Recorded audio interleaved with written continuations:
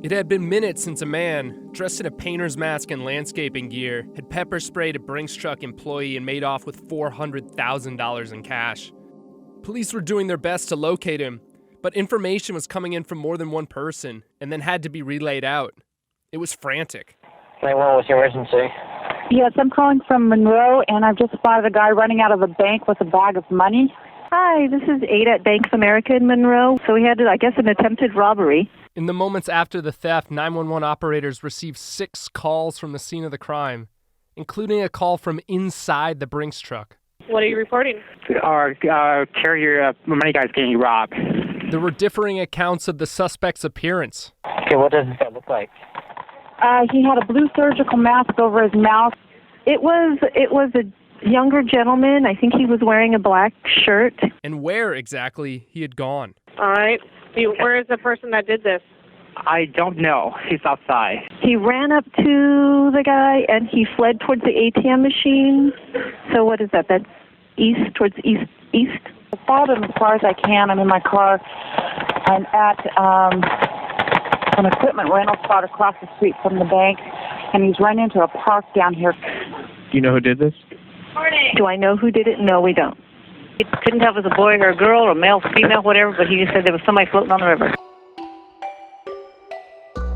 My name is Nate Scott. I'm a reporter and editor at For the Win and USA Today Sports. This is The Sneak.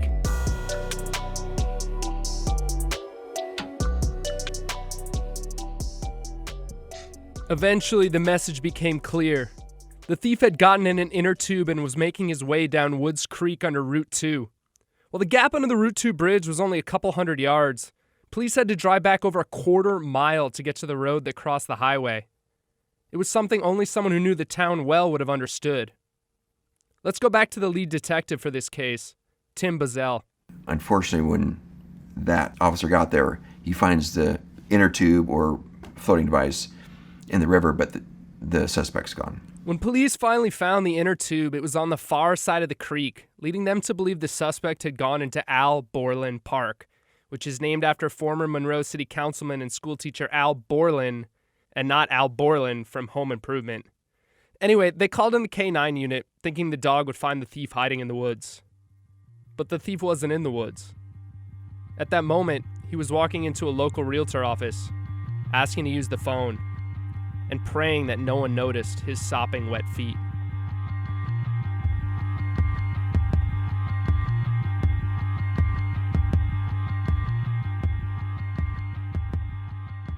Police would spend hours in the park with the K-9 unit, but they found nothing.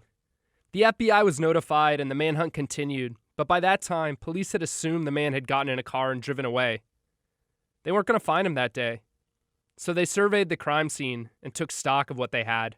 We actually had an officer get in the river and walk down the river, and he found a shirt that he had torn off that had Velcro. And we found a radio, and it was on. The radio, basically a walkie-talkie, had been Velcroed to the inner tube as well. So more we looked at it, we're like, okay, this was, a lot of thought was put into this, in his disguise, and tearing it off, and having the radio on the inner tube. I don't know why he would leave the radio behind, but I learned later on why he did.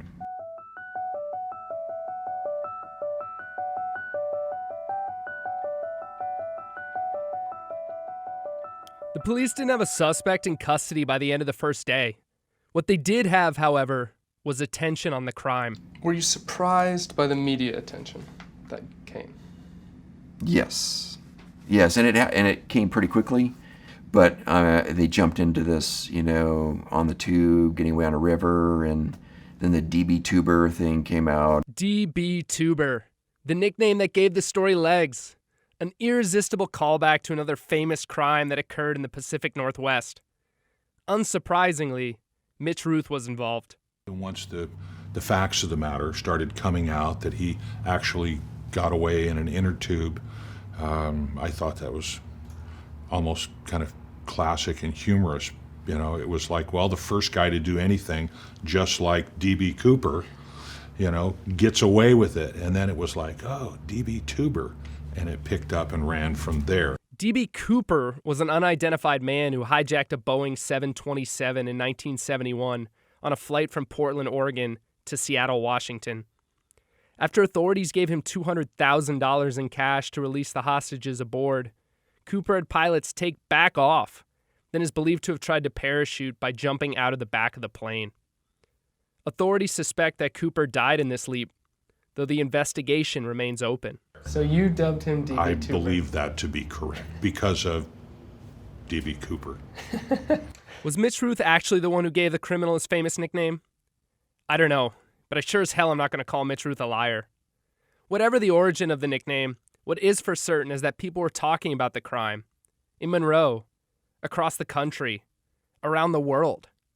But detectives still didn't have a suspect in custody, and the more they dug into the Brinks truck employee, the less good they felt about him being involved.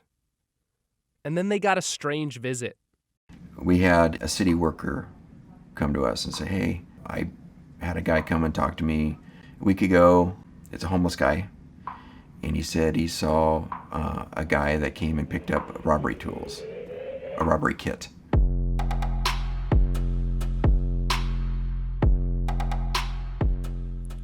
Police had received a tip a week before the crime had ever taken place. A man had been there for a dry run of the crime and had seen what he called a robbery kit. He described it as a robbery kit or a robbery. That was his own definition. Yeah. Because when he looked at it, he searched through it and found the pepper spray and the glasses and a wig and a dust mask. And, he's adding all this up. I mean, wait a second. The person who called in the tip about the robbery kit was Alan Dean, a transient man who spent time in Monroe in 2008.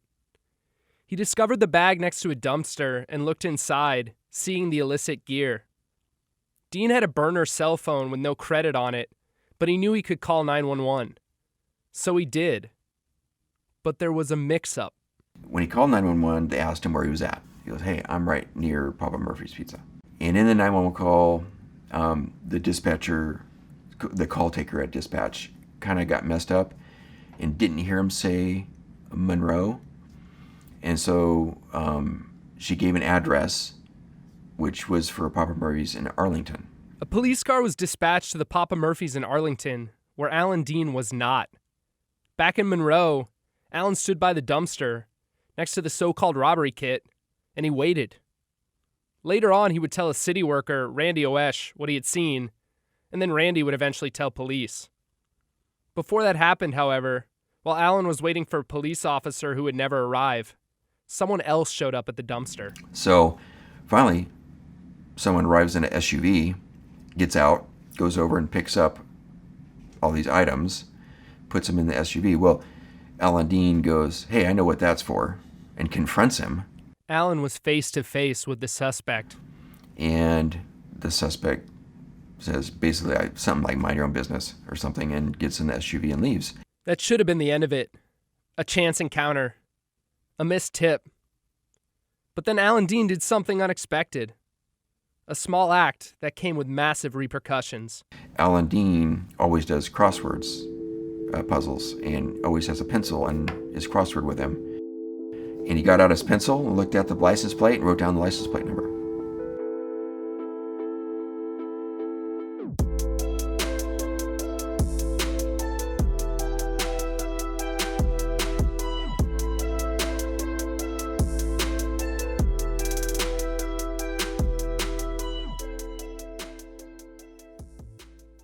Thanks to Alan Dean, police had a license plate on the SUV. They ran the plate and a name came back. Emily Curcio. Did you know who Emily Curcio was? Personally, no. Did you know the Curcio family name? I had heard the name before, but that's it. Just small town. It's a small town, and you'll hear certain names. While Buzzell only had a passing knowledge of the Curcio family name, that was unique in the town of Monroe. Just about everyone knew the Curcios.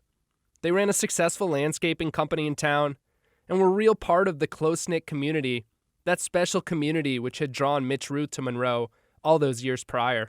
Well, I guess the Curcio family are pretty well-known, respected. Nice people.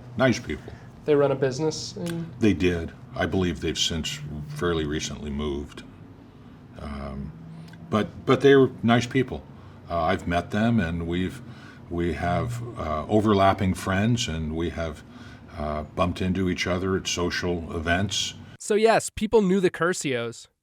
But what was an SUV registered to Emily Curcio doing at the crime scene a week before the crime had occurred? It had been a man who got out of that car and grabbed the bag containing mace, gloves, a wig, and more. It didn't take long for police to find out. Emily Curcio had a husband, and his name was Anthony Curcio.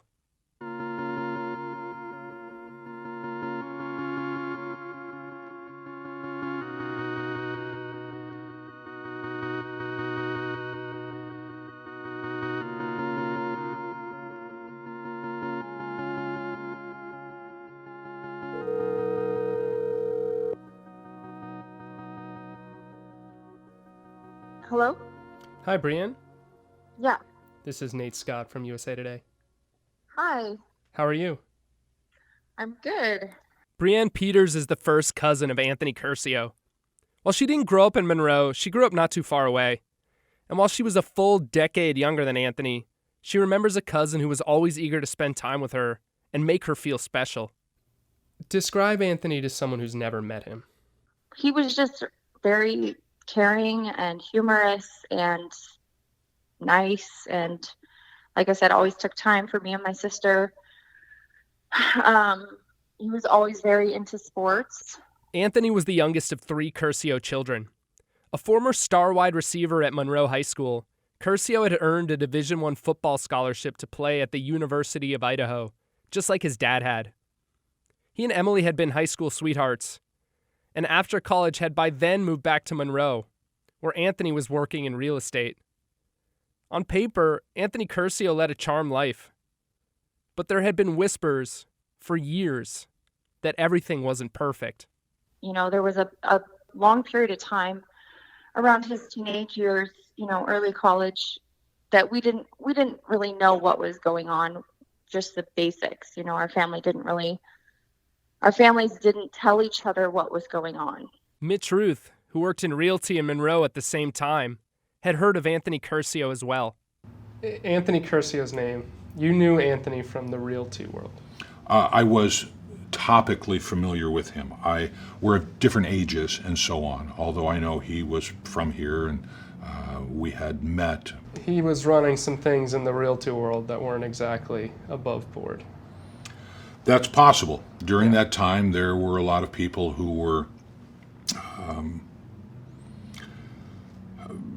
buying and selling properties, obtaining mortgages fraudulently, and creating paperwork to help get these things through. That wasn't uncommon in the area. Many of us were aware of who was doing these things. At the Monroe Police Department, Detective Buzzell was finding out that Monroe's golden boy had issues as well. We have an officer that went to school with him. So once we started talking about him, he was like, oh yeah, I know Anthony. I know Emily. I know both of them. And did he say Anthony could have done this? He said, yeah. He goes, yeah. Oh, I could see him doing something like this. Buzzell started digging into Curcio's history, and he found what he described as stuff. You're about to hear the voice of my co-producer, Pat Shanahan. What kind of stuff? Like drug stuff or scam stuff? You know, yeah, scam. There was some scamming kind of stuff that he was doing over in college. And then somebody told me about some stuff he was doing with, they dressed up like movers and stole furniture from the college. Stuff like that. And like, okay, that's bizarre. But it's that same kind of thinking. He was, you know, his thought is you dress up like you're a mover and you go in and you move furniture and no one says anything. Yeah, that's like very similar to... Yeah. The police weren't 100% convinced, but they were feeling better and better that they had found the mastermind behind the robbery, and his name was Anthony Curcio. Little did they know what they were about to find out. Can you tell us your name, please? My name's Anthony Curcio. Or do I say my full name? My name's Anthony J. Curcio. Say my last name all messed up. My name's Anthony J. Curcio. a little nervous, so maybe we'll come back to that.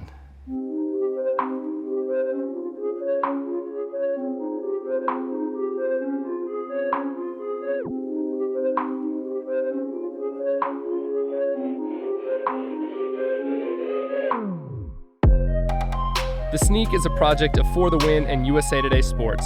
It is produced by myself, along with Anthony Pachillo and Pat Shanahan. Audio engineering and sound design from Chris Bowerbank, and our sound recordist is Josh Sabare. Research and additional production from Daniela Schneider. Our executives are Kate Gutman and Mark Hyland. Thanks to Emmanuel Lozano, Joe Myers, and the Monroe Police Department.